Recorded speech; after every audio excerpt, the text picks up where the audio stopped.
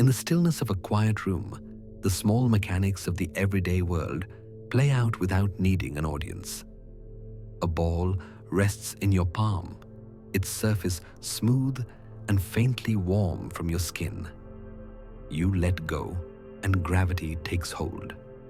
It drops with an unhurried inevitability, cutting through the air, striking the floor with a hollow, satisfying thud, and bouncing once, twice before settling. The sound fades, but the certainty remains. If you repeated the act 100 times, the ball would obey the same rule every single time. In the kitchen, water arcs from the lip of a jug toward a waiting glass. It catches the light as it falls, breaking into ripples and tiny splashes that drum against the glass with a crisp rhythm. You know exactly what will happen before it lands, because water never decides to flow upward, never pauses midway to change direction. And then there is light, summoned with a small click of a switch. A filament inside a glass bulb glows in less than a heartbeat, its golden white hue spilling gently into the room, chasing away shadow and revealing color where moments ago there was only muted gray. The warmth gathers near the bulb. A faint hum whispers from the filament, and nothing about the scene surprises you. These are acts so familiar, they blur into the background of life. Patterns so constant, they could almost be mistaken for timeless truths. Day after day, year after year, they hold. Proof that in our corner of the universe, certain laws stand unwavering, anchoring our sense of what is possible. It is easy to think of the world as a great mechanical clock, ticking with a precision so steady that its motion feels eternal. Each gear and spring is a law of physics, meshing with the next in perfect order, turning unseen but never faltering. You experience this clockwork in every ordinary task. When you boil water, heat always flows from the flame to the pot, never the other way around. When you lay bricks, they rest firmly on the ones beneath, gravity holding the structure in place without negotiation. Doors swing open on hinges, not at random, but because force applied to one end must travel through the pivot, moving the whole frame in a predictable arc. Even the wind against your skin carries the familiar chill or warmth of the season, never suddenly reversing the rules you have come to know. The reliability of these interactions is a quiet promise. The same causes will bring the same effects. There is comfort in this, a sense that the world will not betray its own design. You can plan, build, and live with confidence because the invisible machinery keeps turning, just as it did for your ancestors, and just as it will for those who follow. It is this constancy, this deep-rooted predictability that forms the stage on which all human life unfolds. Above the restless motion of life on Earth, the sky seems to move to a rhythm so slow and steady, it might as well be eternal. The moon drifts along its path, waxing and waning in a sequence that has never faltered in human memory. The sun rises from the same edge of the horizon each morning, climbs its arc across the sky, and sinks into the opposite edge each evening, bathing the land in the same warm light it has offered for billions of years. The planets trace their stately journeys, shifting positions among the constellations with such patience that their changes can be measured in months or years, not minutes. Even the distant stars, scattered like cold embers on a dark canvas, appear fixed, their patterns unchanging from one generation to the next. Long before telescopes or modern science, people read these patterns as a kind of celestial calendar. Farmers sowed their crops when certain stars reappeared after months below the horizon. Sailors steered their ships across open oceans, trusting in the North Star to hold its place. Festivals, myths, and rituals were tied to the return of the same constellations each season. To the human eye, the sky was a promise of order and permanence, a map drawn once and never altered. In that slow dance of light, it was easy to believe the heavens were as constant as the laws that governed life below. Yet, even in this seemingly perfect clockwork above, tiny imperfections wait quietly, almost invisible to casual eyes. The moon's path, while steady, wobbles ever so slightly, its distance from Earth shifting over time in a slow dance that changes the size of its disk in the sky. The planets, too, sometimes pause and reverse their apparent motion, tracing strange loops before continuing on their way, a quirk known as retrograde motion. Stars that seem constant can, under close observation, brighten or dim in subtle cycles. Some flicker faintly, like a candle disturbed by a breath of air, while others shift hue, leaning slightly redder or bluer as the temperature changes. To a person watching from a field or a ship's deck, these shifts are too small to notice. The human eye smooths over the irregularities, preserving the illusion of perfect stability. But the moment you measure carefully, the moment you compare night to night with precision, the cracks in the facade begin to appear.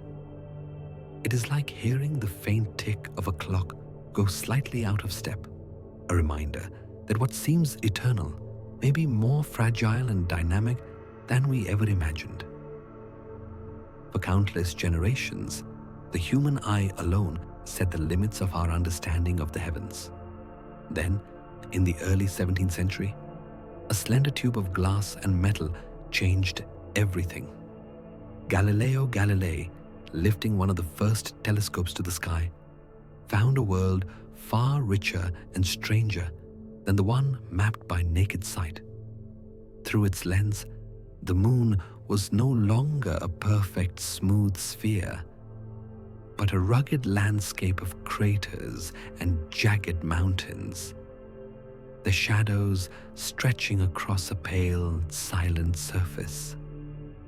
The brilliant point of light called Jupiter revealed itself as a miniature system, attended by tiny moons that wheeled around it night after night. Saturn, once just a steady glow in the dark, showed delicate luminous rings suspended like a halo of ice and stone. Even the Milky Way, that soft cloud of silver across the night, dissolved into a vast multitude of stars, each a sun in its own right. To look through a strong telescope for the first time is to step across an invisible threshold. The stars seem closer, larger, yet at the same time infinitely more distant, their details multiplying faster than the mind can take them in. With each improvement in glass and mirror, with each leap in design from Galileo's handmade tubes to the massive observatories of today, the sky has shed more of its illusions. What was once steady and simple is now revealed as complex, dynamic, and full of motion. Each discovery a reminder that our place beneath the stars is part of a much greater story. With the gaze of modern telescopes, the sky that once seemed steady has transformed into a stage of ceaseless activity. Stars pulse in brightness over days or years, some swelling and shrinking as if breathing in the dark. Others end their lives in violent detonations, scattering heavy elements into the void and briefly outshining entire galaxies. Across the depths, galaxies themselves drift and collide, their spiral arms twisting into chaotic shapes as billions of stars are pulled into new orbits. In the heart of some galaxies, immense black holes bend light itself, warping the space around them so that distant stars and galaxies appear stretched, duplicated, or curved into ghostly arcs. These are not subtle changes. They are vast, powerful events that rewrite the architecture of the cosmos over cosmic timescales. Yet the human eye, unaided, cannot witness them unfold. Only through the patient work of instruments and images gathered over years do we see the full picture. The certainty of a fixed, eternal sky dissolves in the face of such revelations, replaced by awe and the humbling realization that we inhabit a universe in motion, restless and full of surprises. The same laws that guide a falling ball or a flowing stream also shape the paths of planets and the glow of distant stars. Yet, beneath this shared foundation lies another layer, one hidden from casual view, where the familiar rules bend and new principles emerge. In the next chapter, we will follow the trail of light itself, from the warmth of a household lamp to the radiant fire of the stars, and uncover the deeper truths that govern its journey across the universe. On a clear night at the observatory, the dome above opens with a slow mechanical hum, and the great telescope pivots toward the shimmering river of the Milky Way. The air is cold and still, the kind of silence that makes the faintest sound of the machinery seem louder. And every star above shines with a light that began its journey long before our time. Some of those beams have crossed hundreds of years of space. Others have traveled for thousands, carrying with them the story of the star that released them. When that light enters the telescope and passes through a prism or diffraction grating, it fans out into a spectrum, a delicate rainbow stretched across a dark background. This is more than beauty. It is information.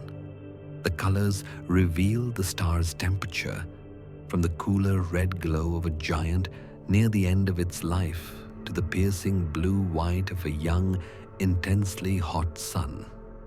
Hidden in the fine dark lines that cut through the spectrum are the fingerprints of elements: hydrogen, helium, calcium, iron, each absorbing light at its own set of wavelengths. By reading these subtle patterns, astronomers can tell what a star is made of, how hot it burns, and even how it moves through space. Every spectrum is a coded message, and the night sky is full of them, waiting for those with the right tools to listen. In the early 19th century, scientists peering through prisms noticed something strange. When sunlight was spread into its rainbow of colors, it was not perfectly smooth. Fine dark lines cut through it at precise positions, as if pieces of the spectrum had been carefully removed. These became known as absorption lines, later joined by the bright, sharp stripes of emission lines when certain gases were heated and allowed to glow. Each element left its own unmistakable pattern, its spectral fingerprint.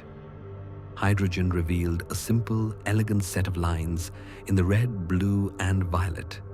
Helium traced delicate marks, first spotted in the spectrum of the sun before it was ever found on Earth.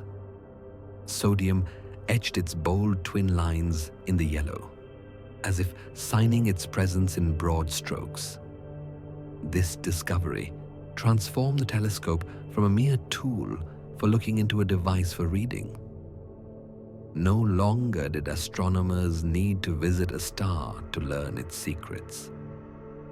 By capturing its light and splitting it apart, they could determine the chemical recipe of its blazing surface from across the gulf of space. It was a revolution of understanding. The night sky became not just a display of distant fires, but a library of compositions, each star offering its own page for those who knew how to read the code. By the late 19th century, the spectrum of starlight had become a powerful tool.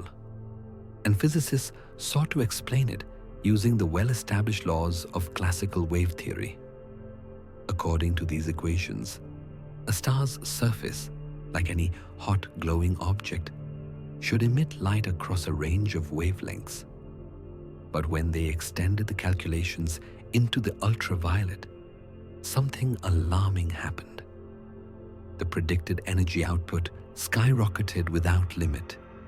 For a sufficiently hot star, the equations implied it should flood the universe with an infinite torrent of ultraviolet light, a conclusion so absurd it earned the name the ultraviolet catastrophe.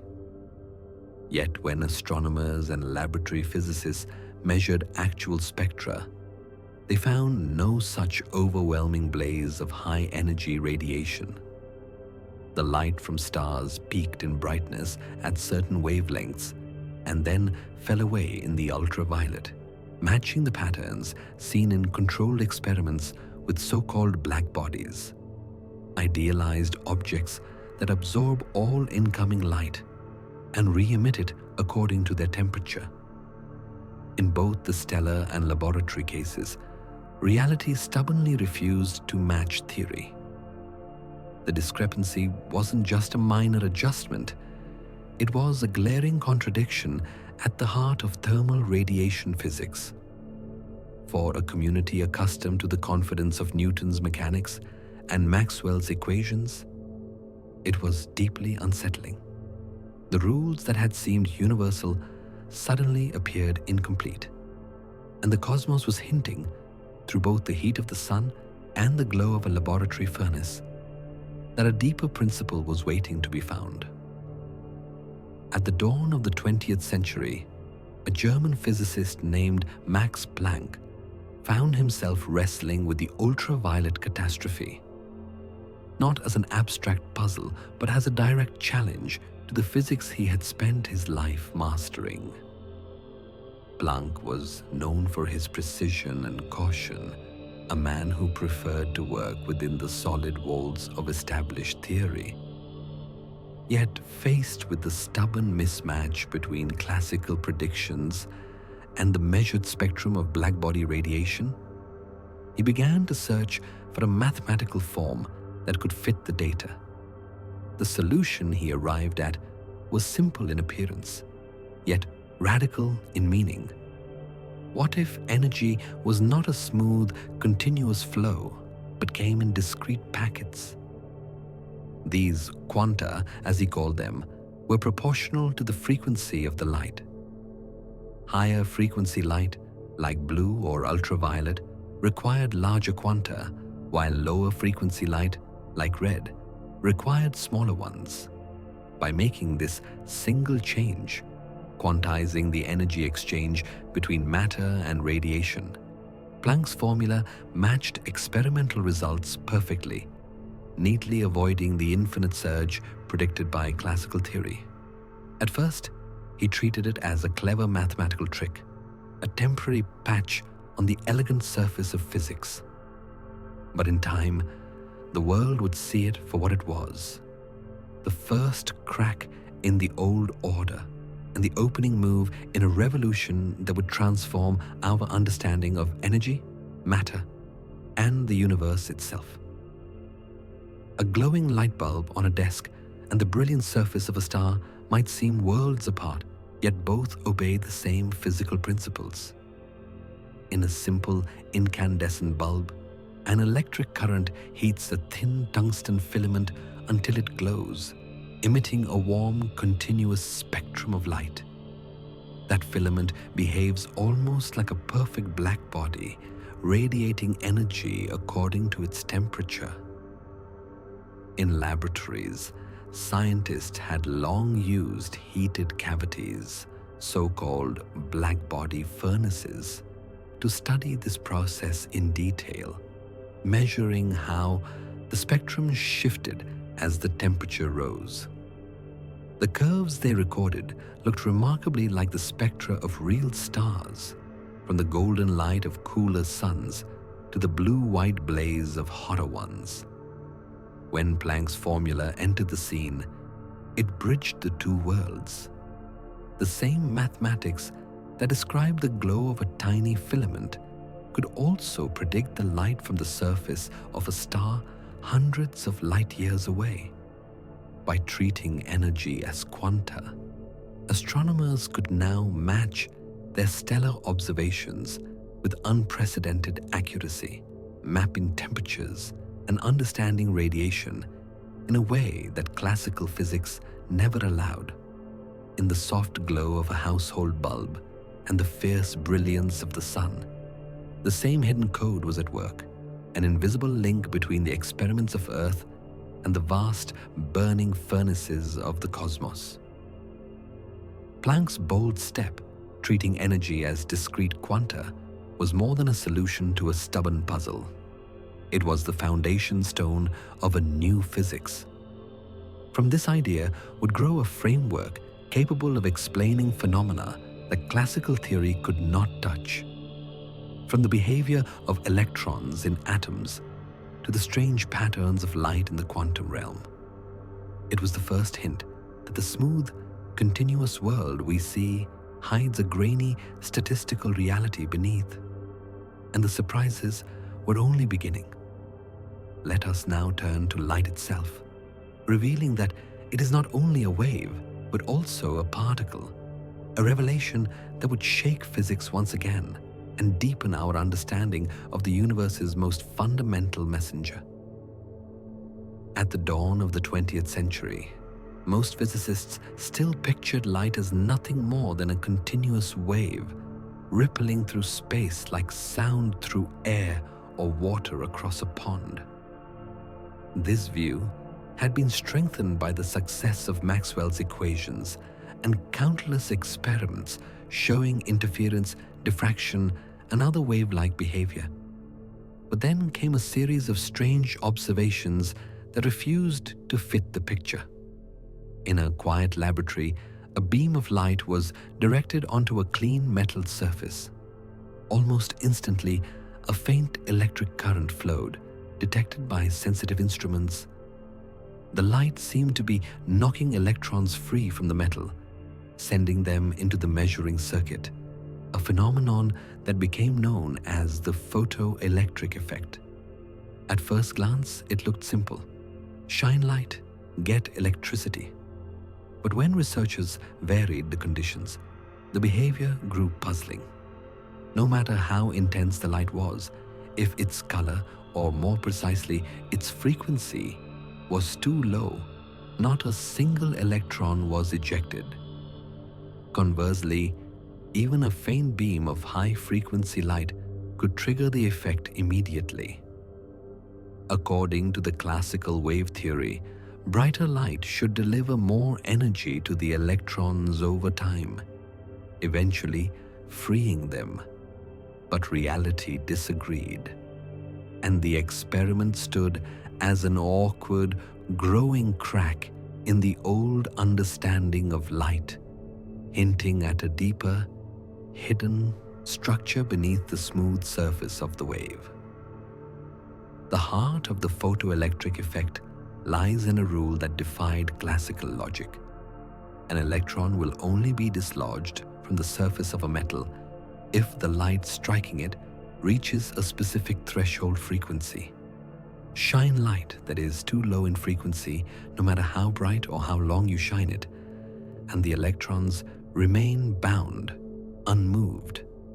Increase the brightness of this low-frequency light, flooding the metal with far more energy in total, and still nothing happens. Yet introduce even a dim beam whose frequency is above the threshold, and electrons leap free instantly. The difference is in the nature of the energy delivery. In the wave model, more intense light simply meant more energy spread across the wavefront, like turning up the volume of a sound. But in the quantum view, light is made of discrete packets, photons, each carrying a fixed amount of energy determined by its frequency. Brightness only changes the number of photons, not the energy each one carries. Imagine a single photon, a tiny messenger of light, crossing the void like a quiet traveler on a long journey, only to strike a distant detector and reveal secrets from a star born billions of years ago. A helpful image is to think of light as a rain of tiny particles falling onto a metal surface. Low-frequency photons are like soft raindrops. No matter how many fall, they cannot chip away at the bonds holding the electrons. High-frequency photons are like hailstones, each one carrying enough punch to knock an electron free the moment it hits. In 1905, a young Albert Einstein published a paper that would challenge one of the deepest assumptions in physics.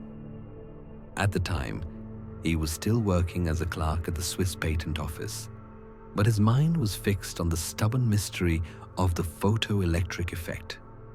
Building on Planck's earlier idea of quantized energy, Einstein took a daring leap.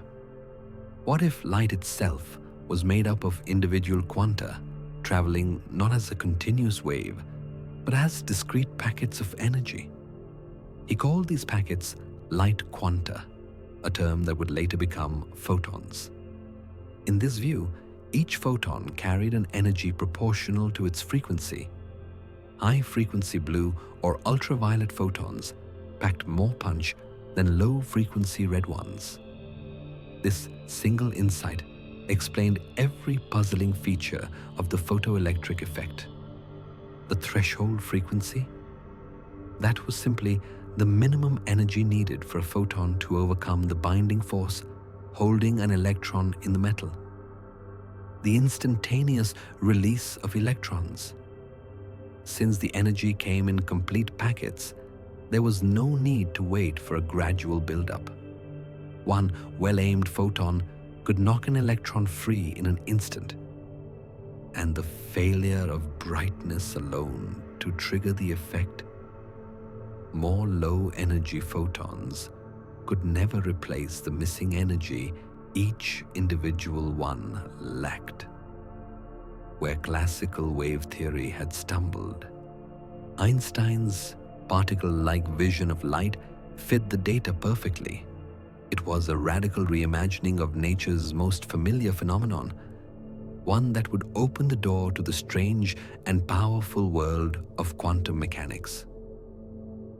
The photoelectric effect, once a curious laboratory puzzle, became the foundation for some of the most powerful tools in modern astronomy.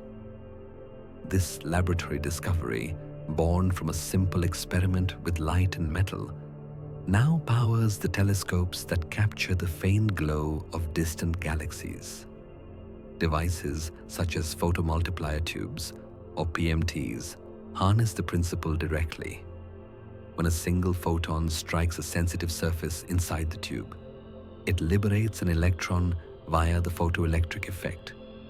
That electron is then multiplied through a cascade of secondary emissions, producing a measurable pulse of current.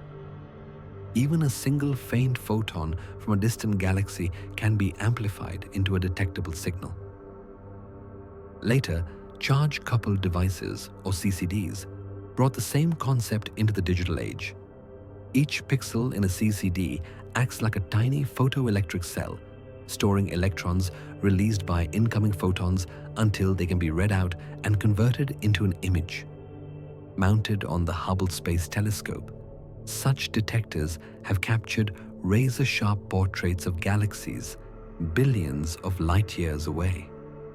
On the James Webb Space Telescope, even more sensitive arrays record the faint infrared glow from some of the universe's first stars. Without the ability to detect individual photons with exquisite precision, these images and the discoveries they made possible would remain beyond our reach. Every deep field survey, every spectrum from a galaxy at the edge of time is built on the same quantum handshake between light and matter that Einstein described in 1905. It is a reminder that by understanding the smallest steps of nature, we can open windows onto the larger scales of the cosmos. In the vast darkness of space, some photons arrive carrying stories of unimaginable violence. A supernova, the explosive death of a massive star, hurls out photons across the spectrum, from soft, visible light to searing X-rays, each carrying the imprint of the chaos that forged it. Even more extreme are gamma-ray bursts, brief flashes that can outshine entire galaxies, releasing torrents of the highest energy photons known. These photons behave like tiny bullets of light, each packing energy far greater than those in the gentle glow of starlight. In quantum terms, the higher the frequency of the photon, the greater its energy. In Einstein's own equation, this energy is locked directly to frequency by the constant E equals hf. High-energy photons can pierce through dense clouds of gas and dust, revealing the hidden heart of cataclysmic events. In the most extreme environments, near neutron stars, within the jets of black holes, the behavior of such photons becomes a testing ground for both quantum physics and general relativity, as space-time itself can bend, twist, and even stretch their paths. To detect and decode them is to glimpse the most violent corners of the universe, carried to us one quantum of light at a time. Einstein's photon theory did more than solve a stubborn experimental puzzle. It opened the path to quantum mechanics, a framework that would reshape our understanding of matter, energy, and the universe itself. It showed that light, long thought to be purely a wave, also behaves as a stream of particles, each carrying a precise quantum of energy. In recognition of this breakthrough, Einstein was awarded the 1921 Nobel Prize in Physics, not for his theory of relativity, but for explaining the photoelectric effect. It was a reminder that even the most celebrated ideas can rest on quieter, more practical insights. Yet this triumph left a profound question hanging in the air. If light can act both as a wave and as a particle, what is its true nature? The next chapter would take that question head-on, leading to one of the most famous and unsettling experiments in the history of science. By the time the photoelectric effect had secured its place in physics, light was widely accepted as a particle, a photon with measurable energy, capable of knocking electrons free and leaving its mark on detectors. Yet, even as this view gained ground, another truth remained stubbornly visible. In many experiments, light behaved like a wave. Interference patterns, diffraction fringes, and the bending of light around objects were all phenomena perfectly explained by wave theory, not particle theory. This duality wasn't just an academic puzzle. It was a tension that seemed to reach into the very foundations of reality. In the controlled stillness of a physics laboratory, a beam from an ordinary incandescent lamp could be focused into a narrow line, shaped by lenses and mirrors until it became a precise tool for testing light's nature. Thousands of kilometers away, or high above the atmosphere, telescopes gathered light from stars and galaxies, photons that had traveled for centuries or even millennia to reach us.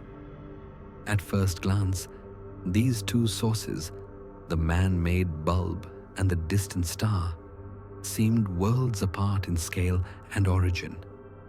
Yet when their light was passed through certain experiments, both revealed the same strange, dual personality. The very same quantum behaviors seen in the glow of a filament could also be found in the faint shimmer of a star whose light had crossed the cold vacuum of interstellar space. This realization was unsettling and profound. The rules governing light in a quiet lab were the same as those shaping the cosmic signals that told the story of the universe. Wave and particle, experiment and observation, earth and sky. Each was tied together by a shared and perplexing truth about the nature of light. The double-slit experiment is one of the most elegant and most unsettling demonstrations in physics. Imagine a barrier with two narrow parallel openings placed before a screen. When waves of water pass through the slits, they spread outward and overlap, creating a series of alternating high and low crests on the far side. On the screen, this overlapping appears as a repeating pattern of bright and dark bands, proof that waves can combine, amplifying each other in some places and cancelling out in others. When scientists repeated the setup with light, the result was the same. A crisp interference pattern appeared, exactly as if the light were a wave spreading through both slits at once. So far, the wave model seemed unshakable. But then came the twist. What if, instead of a continuous beam, the light was sent through one photon at a time? Classical intuition said the pattern should vanish. Individual particles should simply form two bright clusters behind the slits, with no interference at all. Instead, the familiar bands slowly emerged again, as if each photon somehow knew about both slits and interfered with itself. It's as if each photon, like a traveler choosing two paths at once in a quiet forest, decides its fate only when it reaches its destination, revealing a hidden layer of the world we thought we knew. The effect was not limited to light. Even electrons, unmistakably particles with mass, produce the same wave-like interference when sent through the slits one by one. This enigmatic result reveals a particle that refuses to choose one path or another. It seems to travel both until the moment it is observed. Astronomers have envisioned a cosmic version of this test, weaving starlight through telescopes to explore the wave-like nature of photons that have journeyed across eons. Whether born in the soft glow of a laboratory lamp or the ancient radiance of a faraway star, the truth remains. In the quantum realm, the line between wave and particle blurs, inviting us to rethink reality itself. Wave-particle duality is the idea that light, and even matter like electrons, can behave as both a wave and a particle, with the role it plays depending on how we choose to observe it. When an experiment is set up to detect interference, photons spread out like waves, overlapping and producing patterns that only waves can create. Change the experiment to pinpoint which path each photon takes, and they behave like individual particles, with the interference vanishing as if the wave aspect had never existed. It's not that light changes its mind, it's that our interaction with it defines how its nature is revealed. It's as if light were a quiet companion, showing its gentle flowing side when we listen softly, but revealing its precise, point-like form when we look closely. This principle profoundly reshapes how astronomers interpret the photons they collect from space. A photon arriving at a detector on Earth may have begun its journey in the blazing core of a supernova, or in the heart of a quasar billions of light years away. Along the way, it may have been bent by gravity, scattered by dust, or passed near other stars. And yet, if conditions are right, it can still show interference effects, its wave nature intact despite millions or even billions of years of travel. Imagine two photons from the same supernova taking slightly different paths around a massive galaxy and arriving at Earth in phase, ready to interfere. The result is a cosmic-scale version of the double-slit experiment, revealing that the delicate, wave-like coherence of light can survive across unimaginable distances. In this way, the strange duality seen in the laboratory extends to the larger scales of the universe, challenging our notions of space, time, and the very fabric of reality. In October 1927, the world's leading physicists gathered in Brussels for the 5th Solvay Conference, a meeting that would become legendary. The topic was electrons and photons, but the discussions quickly turned into a deep philosophical wrestling match over the meaning of quantum mechanics. At the heart of it stood two towering figures, Niels Bohr and Albert Einstein. Bohr, a Danish physicist and one of the architects of the quantum framework, embraced the idea that nature at its most fundamental level is governed by probabilities. His principle of complementarity held that light and matter could be described as waves or particles, but never both at once. The description depended entirely on the experimental setup. This was not a flaw of the theory, he argued, but a truth about reality itself. Einstein, despite having helped lay the foundations of quantum theory, could not accept that the universe played dice with its own laws. To him, the wave-particle duality and the uncertainty principle hinted at an incomplete theory, one that must conceal deeper, hidden variables that, if discovered, would restore a fully deterministic picture of the world. Throughout the conference, the two exchanged sharp but respectful arguments, Einstein offering thought experiments designed to expose weaknesses in quantum mechanics, Bohr countering each one with meticulous reasoning. Their debate was more than a clash of scientific opinion. It was a philosophical divide about what it means to know something in physics.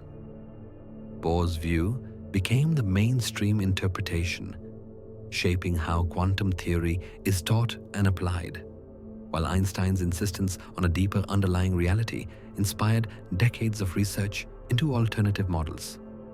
The ripples of their dialogue extend to this day, influencing how physicists frame the mysteries of light, matter, and the cosmos.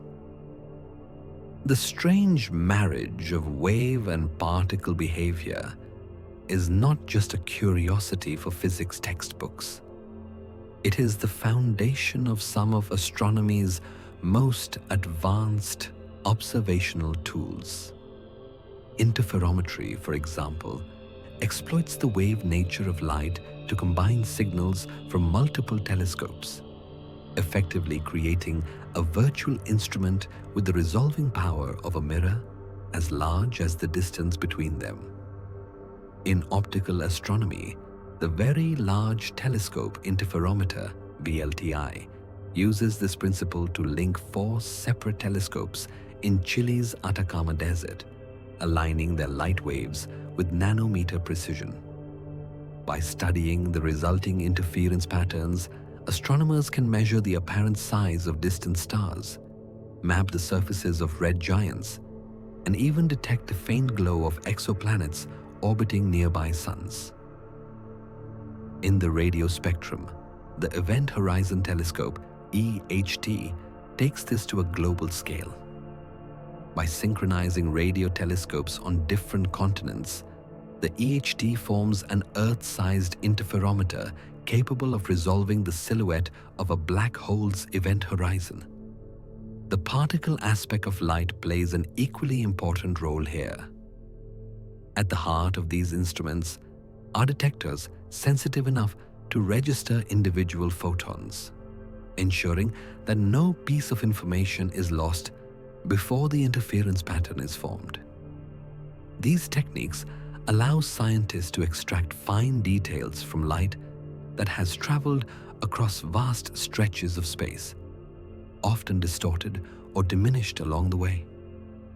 Whether the goal is to measure the wobble of a star caused by an orbiting planet, or to capture the shadow of a black hole 55 million light years away, the same underlying duality, wave patterns for resolution, particle detection for sensitivity, guides the design and operation of the instruments.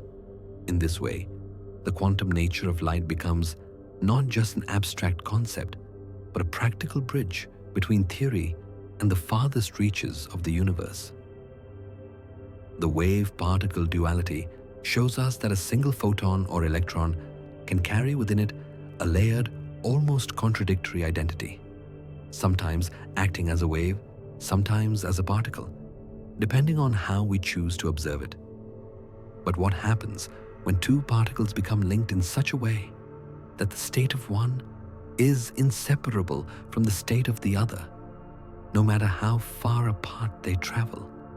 In quantum physics, this is known as entanglement, and it takes the strangeness we have seen so far and amplifies it to a new level. Here, measurement of one particle's properties instantly defines the properties of its partner, even if they are separated by light years. This is no mere curiosity. It is a phenomenon that challenges our very notions of space, time, and causality. If wave-particle duality hinted at the layered nature of reality, entanglement forces us to consider whether the universe itself is woven from invisible threads of connection.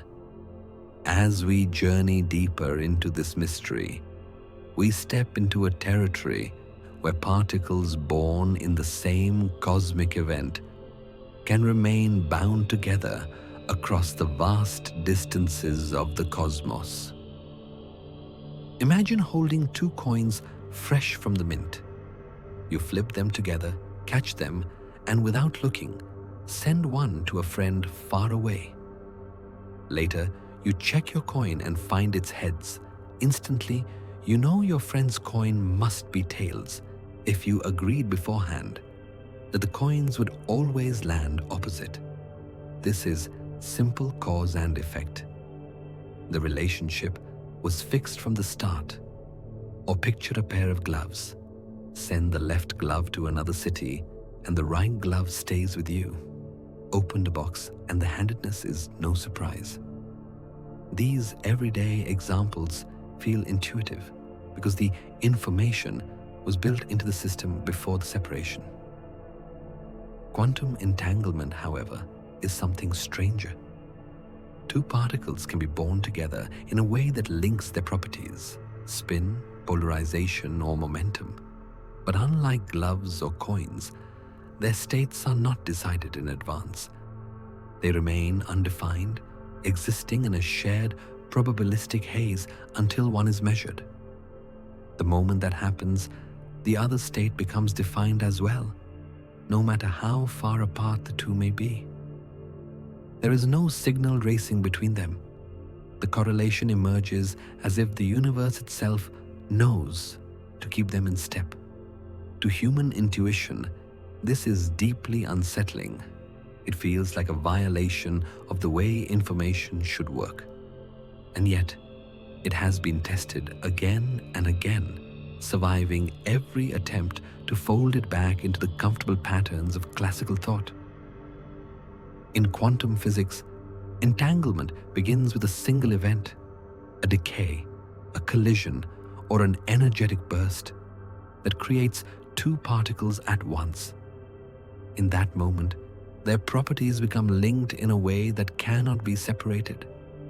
It may be their spin, their polarization, or even their momentum, but whatever the property, the two share a single quantum state that spans them both. This is not like matching pairs of objects whose traits are set from the start. In entanglement, the particle's properties remain undefined until the instant one is measured. Only then do both outcomes snap into place, perfectly correlated, as if a hidden thread connects them across any distance. The effect is instantaneous, but it does not transmit information faster than light. Instead, the correlation is baked in at the moment of their shared origin, just not in the deterministic way our classical instincts expect. From the perspective of quantum theory, the two particles are not separate objects in the traditional sense. They are part of one extended system, even if they drift to opposite sides of the galaxy. Measure one, and you complete the picture for both. It's a phenomenon so counterintuitive that Einstein famously called it spooky action at a distance. Yet experiments have repeatedly confirmed that this is how nature behaves. Entanglement shows us that the universe does not always respect the neat boundaries of space and separation we take for granted. Entanglement is not confined to the quiet, controlled space of a laboratory. It is written into the most violent and energetic events the universe can produce. Consider a gamma-ray burst, the brilliant flash unleashed when a massive star collapses into a black hole, or when two neutron stars merge. In the chaos of that explosion, unimaginably high-energy photons are created in pairs, their polarizations linked from the moment of birth. Even as they stream away in opposite directions at the speed of light, their quantum connection remains intact. In the aftermath of a neutron-star collision, the wreckage glows with intense radiation, and subatomic particles are hurled into space. Many of these particles, electrons, positrons, and photons, are born entangled, their spins and energies locked together by the quantum processes in the heart of the explosion. Similar conditions exist in the swirling plasma that dances at the edge of a black hole's event horizon. There, magnetic fields twist and snap, accelerating particles to near light speeds. In that furnace of energy, pairs of particles emerge already bound in a shared quantum state, their fates linked no matter how far they may travel. These cosmic forges remind us that entanglement is not an artificial curiosity engineered by scientists. It is a natural feature of the universe, forged in stellar deaths, cataclysmic collisions, and the extreme environments where space and time themselves are stretched and warped. Long before humans learned to create entangled particles in the lab, the cosmos was already weaving them into its grand and ancient tapestry. In the 1960s, physicist John Bell posed a question that went to the heart of the quantum debate. Could the puzzling correlations seen in entanglement be explained by some hidden variables, predetermined and tucked away inside the particles from the start? Or did quantum mechanics truly describe a world where outcomes are not fixed until the moment of measurement? Bell transformed this philosophical puzzle into a testable proposition. His famous theorem showed that if local hidden variables existed, the statistical correlations between two entangled particles would be limited in a specific way, a limit now called Bell's inequality. To put this to the test, experimenters created pairs of entangled photons and sent them to detectors separated by large distances. The settings of the detectors, such as the angle of polarizing filters, were chosen independently and in later refinements, determined at the last moment to prevent any chance of coordination. If hidden variables governed the results, the correlations would stay within the bounds Bell had calculated. But time after time, the experiments broke those bounds, matching instead the predictions of quantum mechanics. This meant that no theory based solely on local realism, a world where objects have definite properties independent of observation, and no influence travels faster than light, could account for the data. Entanglement was real, and it behaved just as quantum physics described. Bell's work turned spooky action from a matter of belief into a question that nature herself could answer. And her answer was clear. The quantum world does not conform to the safe, classical picture we might wish for.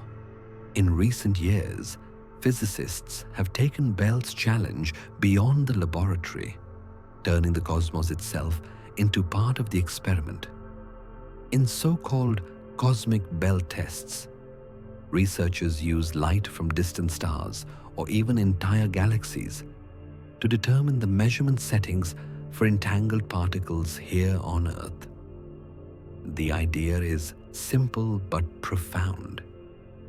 If the settings are chosen based on photons that have traveled for hundreds of millions or even billions of years, there is no conceivable way the particles created in the lab could have conspired in advance to match those choices. One such experiment used starlight from two stars on opposite sides of the sky. Their photons routed into detectors that instantly decided how to measure pairs of entangled photons generated nearby. Another pushed the concept further, using quasars, blazing galactic cores so far away their light began its journey before life existed on Earth. The randomness of these cosmic signals serves as a shield against the possibility that any hidden variables influenced both the particle pair and the measurement settings. The result is a striking blend of the smallest and largest scales in nature, quantum particles measured on Earth, and the light from ancient celestial beacons guiding the process from across the universe. It is a humbling thought that a star whose light began its voyage long before the sun was born can today play a decisive role in a physics experiment unfolding in a terrestrial laboratory. The cosmos is not merely a backdrop for quantum phenomena. It can be an active participant in revealing their reality. Entanglement suggests that the universe may be woven together by invisible threads, connections that ignore the vastness of space and the apparent boundaries between objects. It is not a message sent from one place to another, but rather a shared state, a quiet unity underlying the diversity of forms and events we see. From the smallest particles to the light of distant galaxies, quantum relationships seem to knit reality into a single, interdependent whole. But what happens when these quantum links and effects are pushed to their limits? In the searing heart of a star, where temperatures soar and the pressures crush, or at the edge of a black hole, where space and time themselves twist, the laws of quantum physics can decide whether matter endures or vanishes. In the next part, we will journey into these extreme environments, places where quantum phenomena are not just curiosities, but the very mechanisms that allow the universe to shine, evolve, and survive. Deep in the heart of a star, the conditions defy ordinary experience. Temperatures climb to tens of millions of degrees, and pressures crush matter into densities unimaginable on Earth.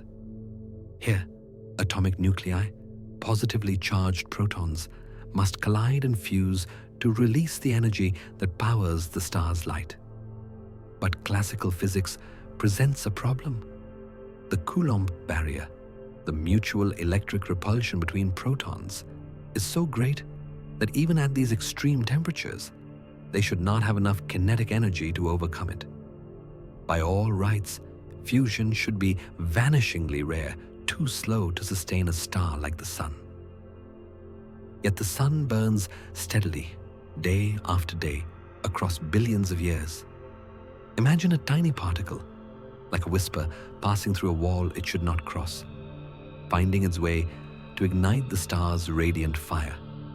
The explanation lies not in the laws of Newton or Maxwell, but in the stranger rules of quantum mechanics. There, particles are not mere points moving along fixed paths. They are described by wave functions smeared out in space, carrying a probability of being found beyond boundaries that classical physics declares impossible.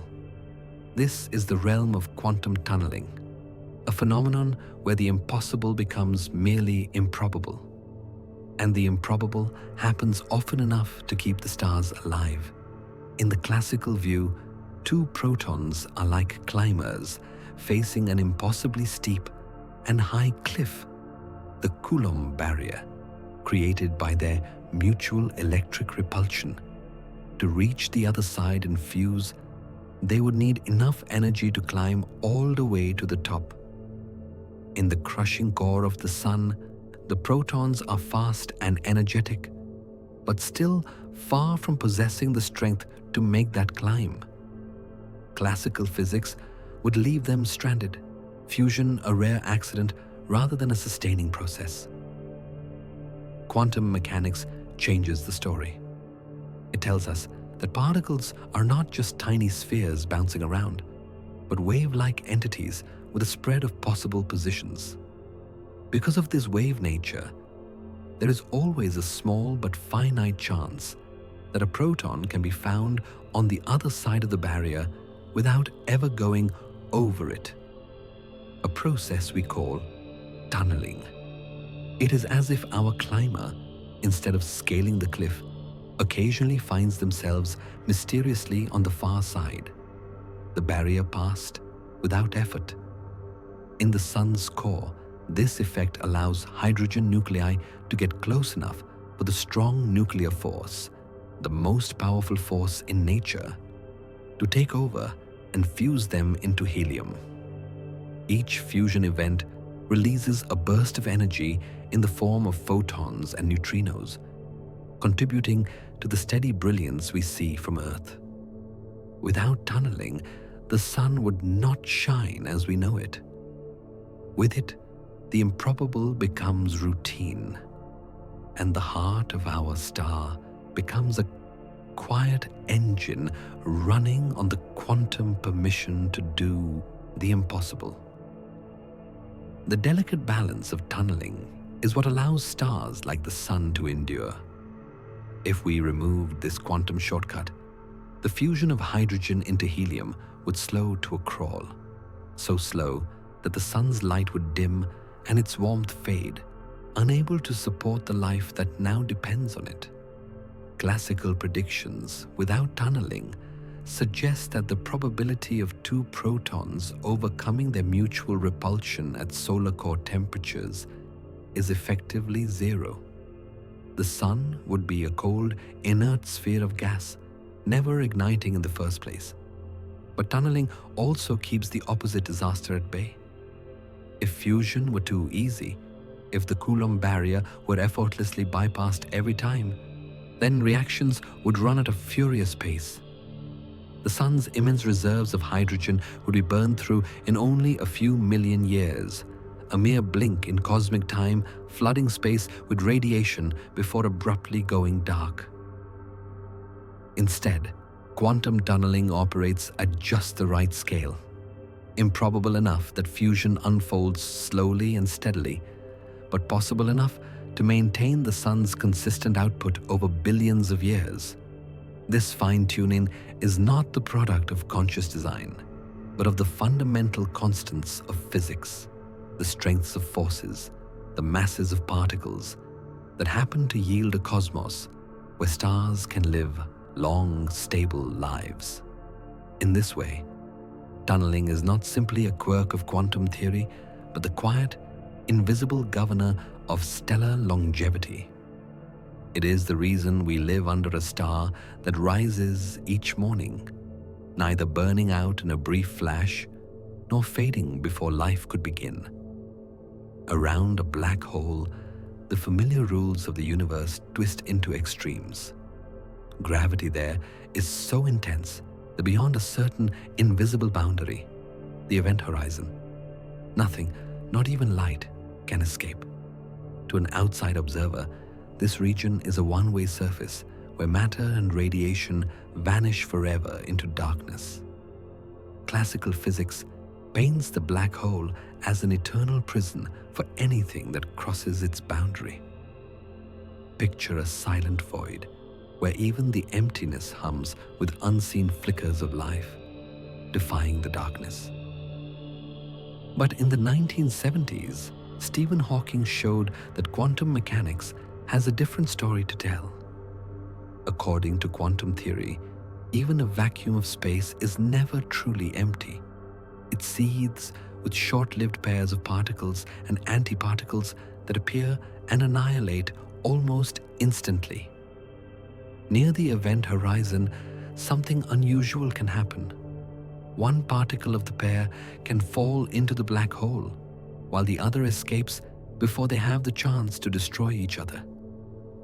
The escaping particle becomes real, carrying energy away from the black hole in the form of Hawking radiation. This process has a strange consequence. To balance the books of energy, the black hole must give up a tiny fraction of its mass for each escaping particle. Over inconceivably long time scales, this slow leakage could cause even the most massive black holes to evaporate entirely. The very objects once thought to trap everything forever are, in fact, not completely black. They have a faint, ghostly glow written into them by the laws of quantum physics.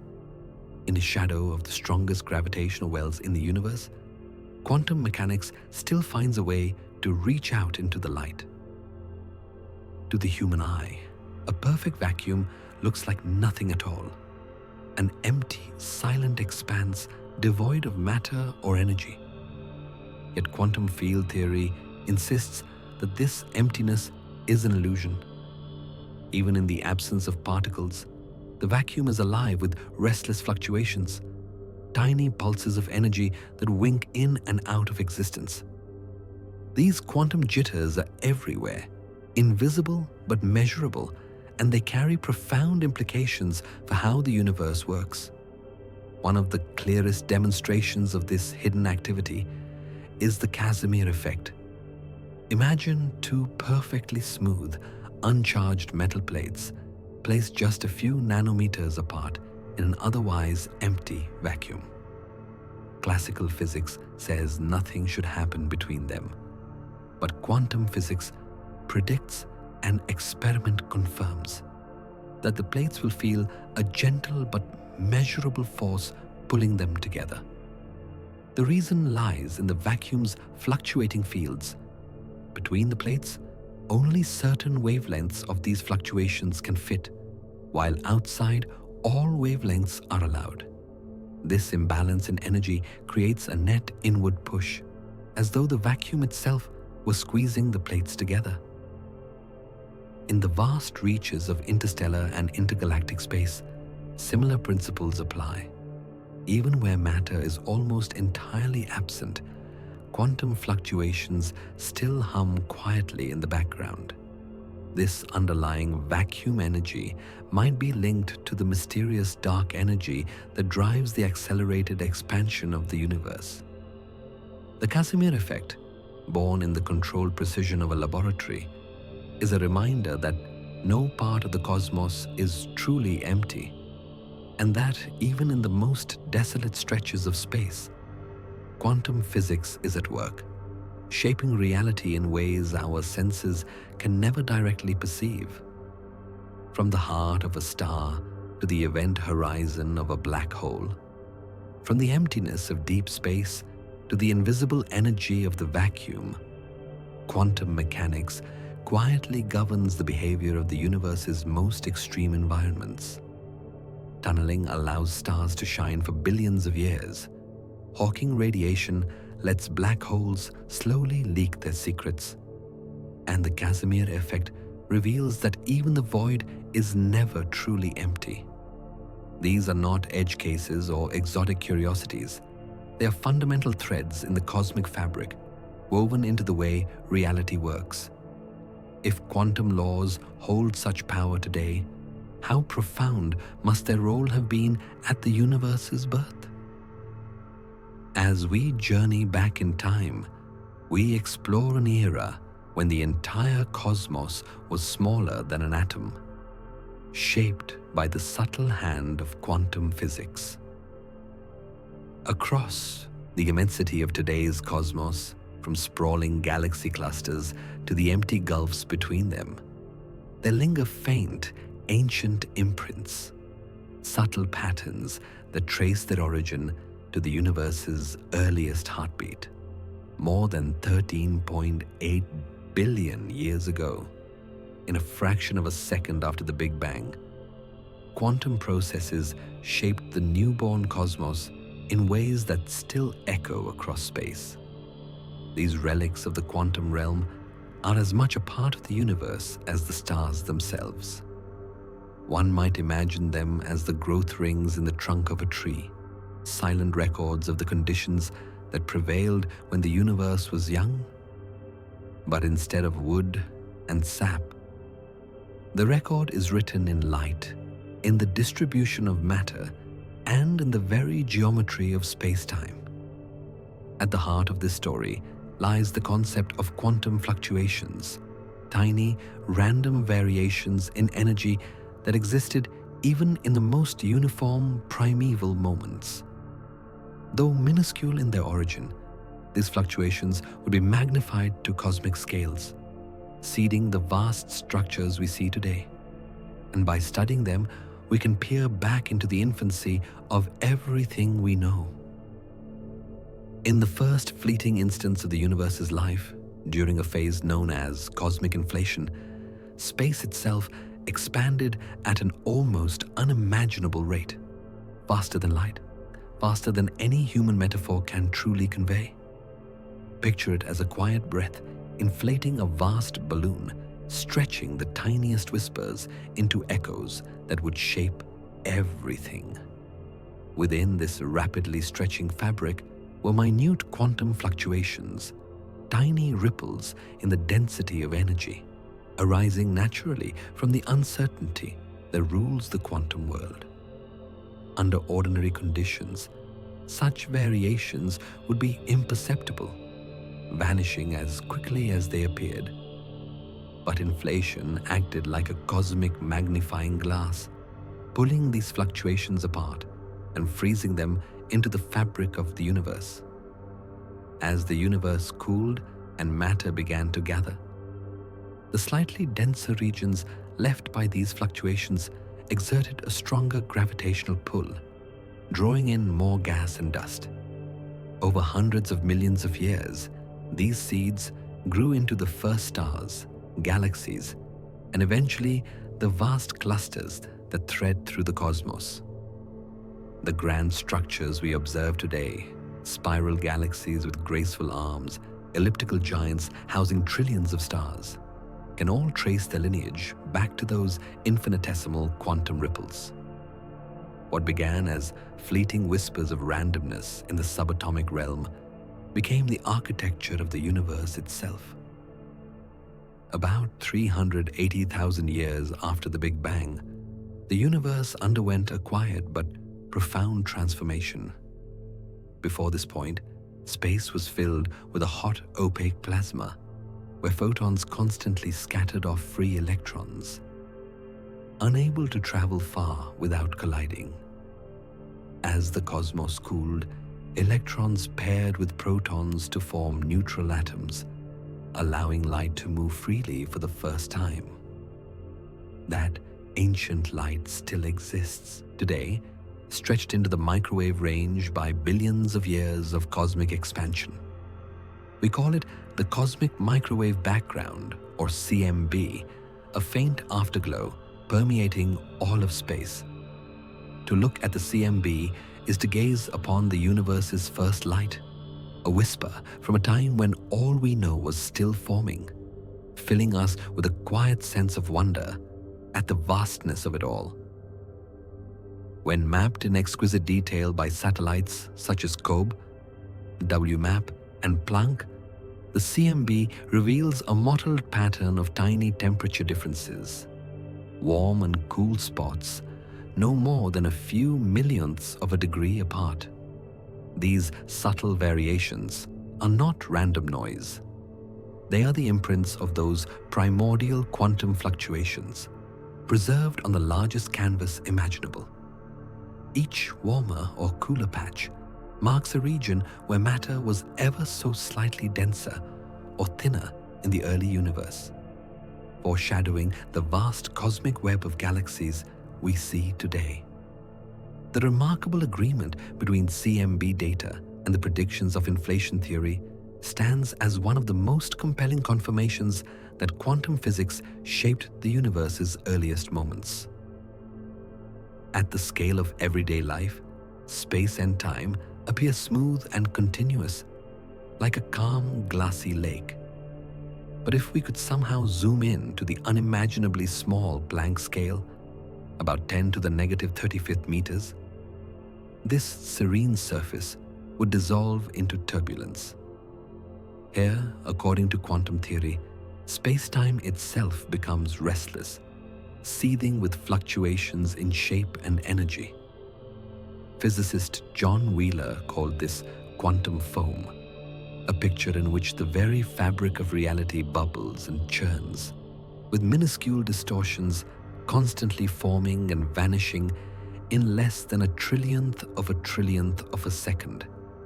In this frothing landscape, distances and durations lose their conventional meaning, and the smooth geometry of Einstein's general relativity no longer holds. The challenge for modern physics is to reconcile this chaotic quantum world with the elegant, large-scale curvature of space-time described by relativity, a task that drives the search for a theory of quantum gravity. Approaches such as string theory and loop quantum gravity attempt to weave these two frameworks together, offering visions of a universe where the interplay of quanta and curvature governs everything from the birth of black holes to the structure of the cosmos itself. At the Planck scale, space and time are not the passive stage for the universe's drama. They are dynamic, ever-changing actors in the story. The traces of ancient quantum events are not just theoretical curiosities. They are the fingerprints of the processes that shape the large-scale architecture of the universe. The vast web of galaxies stretching across billions of light years owes its intricate pattern to tiny differences in density seeded by quantum fluctuations during the universe's earliest moments. Without these initial variations, matter might have spread out too evenly, leaving no gravitational seeds to form stars, galaxies, or clusters. Modern cosmology has confirmed this link through precision measurements of the cosmic microwave background. Satellites such as WMAP and Planck have mapped this relic light with extraordinary accuracy, revealing subtle temperature differences, only millionths of a degree, that match the statistical patterns predicted by inflation theory. These results tie the structure we see in the sky today directly to quantum effects from over 13.8 billion years ago. In this way, cosmology becomes not only a study of vast distances and ancient epochs, but also a record of quantum physics written across the universe's canvas. If quantum mechanics can reveal the hidden patterns of the universe's earliest moments, it also holds the keys to our future exploration of the cosmos. The same principles that explain the birth of galaxies now drive the development of cutting-edge tools. from photon-sensitive detectors to quantum-enhanced navigation systems for deep space travel. Each breakthrough in our understanding of the quantum world sharpens our ability to observe, measure, and interpret the vast expanse beyond Earth. In the next part, we will follow this thread from the laboratory to the farthest reaches of the observable universe, tracing how quantum discoveries fuel both the technology that opens new windows on the sky and the ideas that may one day redefine our place within it. In a quiet, light-tight laboratory, a scientist leans over a setup of mirrors, lenses, and delicate sensors. On the monitor, faint signals appear, single photons arriving one at a time like whispers from the universe itself. Each flash of light is recorded, measured, and analyzed, carrying within it the precise energy and timing that reveal its quantum origin. Now the scene shifts. A space telescope orbiting high above Earth's atmosphere unfolds its golden mirrors toward the deep black of space. It captures photons that have been traveling for billions of years, crossing the void from galaxies that formed when the cosmos was still young. Though the settings could not be more different, the clean sterility of a lab bench versus the silent, airless expanse of orbit, both share the same heartbeat, the dance of light and matter under the laws of quantum physics. Basic science and cosmic observation are not separate endeavors. They are two sides of the same coin, each refining and enriching the other. The leap from quantum theory to astronomical discovery is not a matter of poetry. It is an unbroken chain of ideas, equations, and engineering. The photoelectric effect, once a puzzling anomaly in early 20th century physics, now sits at the heart of modern light sensors. Charge-coupled devices, CCDs, and single-photon detectors embedded in telescopes like Hubble and James Webb operate on the same principle. Incoming photons strike a material, liberating electrons that are counted and converted into images. Without this direct application of quantum physics, the faintest galaxies would remain invisible. Spectroscopy, too, owes its power to quantum mechanics. The precise spacing of spectral lines, those fingerprints of atoms, derives from quantum energy levels, and every measurement of a star's temperature or composition relies on them. Even entanglement, a phenomenon that once sounded like science fiction, is beginning to influence astronomical instrumentation. Prototype systems explore how quantum correlations could improve imaging resolution or reduce noise from background light. It is a remarkable symmetry. The same equations chalked on a blackboard in a university lab also govern the photons collected by a billion-dollar space telescope. Every data point in astronomy is, at its core, a quantum event, bridging the smallest scales of nature to the largest structures in the cosmos. The push to understand the quantum world has quietly transformed the technology we use to explore the universe. Single photon detectors, devices sensitive enough to register the faint arrival of just one particle of light, allow astronomers to capture signals from galaxies billions of light years away. In these distant reaches, photons have traveled for eons, their journey unbroken, only to be delicately caught by an instrument cooled to near absolute zero. Without such sensitivity, much of the universe would remain dark to us. Particle accelerators, on the other hand, act as time machines. By smashing protons together at energies rivaling those of the early universe, they recreate the extreme temperatures and densities that existed microseconds after the Big Bang. These experiments test the very theories used to describe cosmic birth, letting scientists compare lab-made data to astronomical observations. Then there is the role of artificial intelligence. The torrent of data from modern observatories, petabytes of images, spectra, and time series measurements, is far beyond what human eyes alone can process. Machine learning algorithms sift through this ocean of information, teasing out patterns, spotting transient events, and identifying signals hidden deep within noise. In a sense, AI becomes an extension of our senses, a new way of seeing the universe through the lens of quantum-enabled technology. In the harsh expanse of deep space, precision is everything, and quantum science offers tools that can redefine what precision means.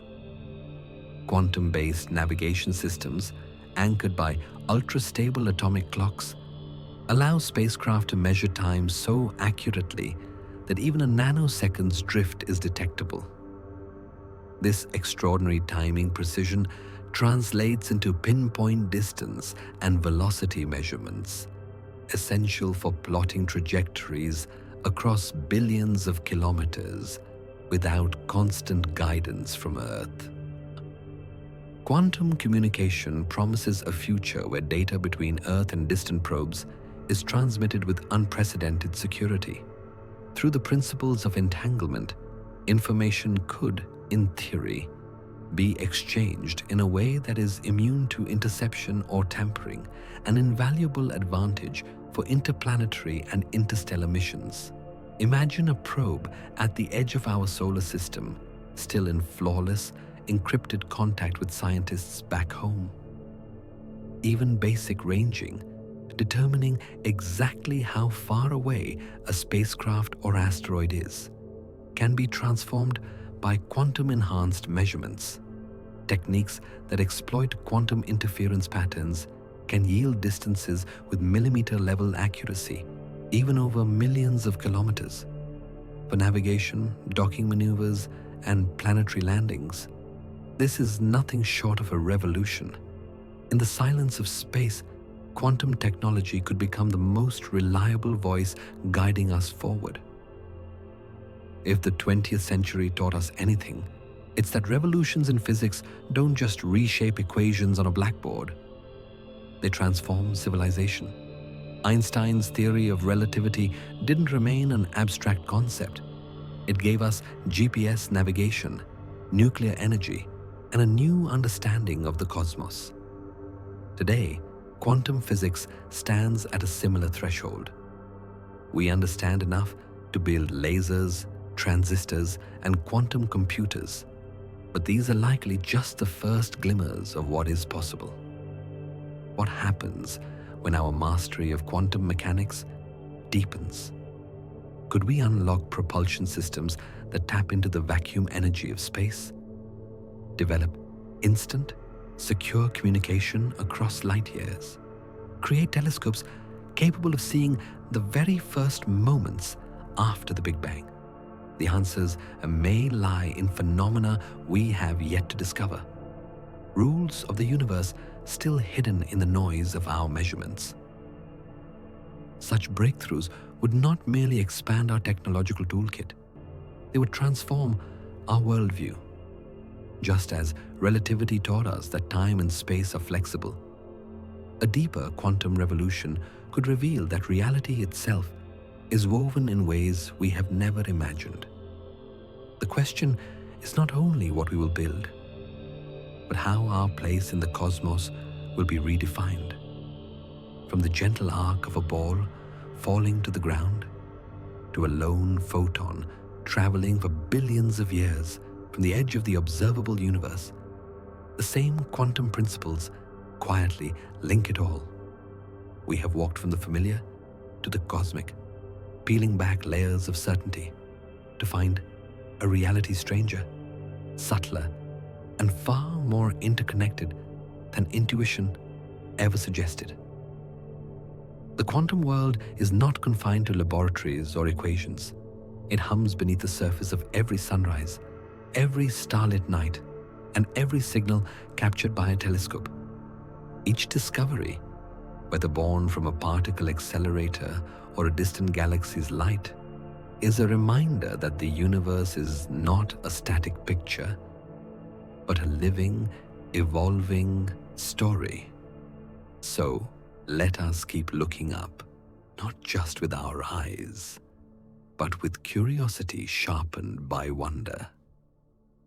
The next photon we catch might carry not only light, but the next great question, and perhaps the beginning of its answer.